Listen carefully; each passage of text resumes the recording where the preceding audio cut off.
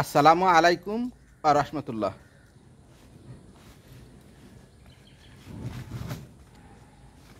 আমি আসছি সোনাডাঙ্গা গোবরসাখা নবীনগর মোড় থেকে শতভাগ খাঁটি মধু সংগ্রহের জন্য।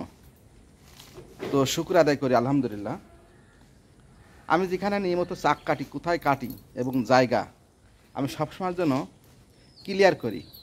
মূল কথা, আমার প্রত্যেকটা কাজ আমি যখন করি, মানে মৌচাক কাটার যে কাজগুলো করি, তো আমি মিডিয়ায় সব কিছু ক্লিয়ার করি, কোথায় কাটি। তো স্থান সোনাডাঙ্গার পাশে, ময়ূর ব্রিজের আগে। স্থান সোনাডাঙ্গা ময়ূর ব্রিজের আগে। তো চাকটা কাটতে আসছি, আমার এক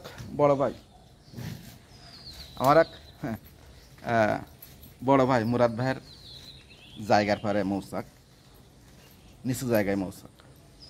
তো সেই মৌচাক থেকে মধু সংগ্রহ করবো। তো আবারও শুকরিয়া আদায় করি আলহামদুলিল্লাহ। আমার এই মোবাইল ছোটো ভাই কাঁচা পাতা আর পাকা পাতা মিলে যে কালো বানাচ্ছে, এটা দিয়ে ধোয়া দেবে।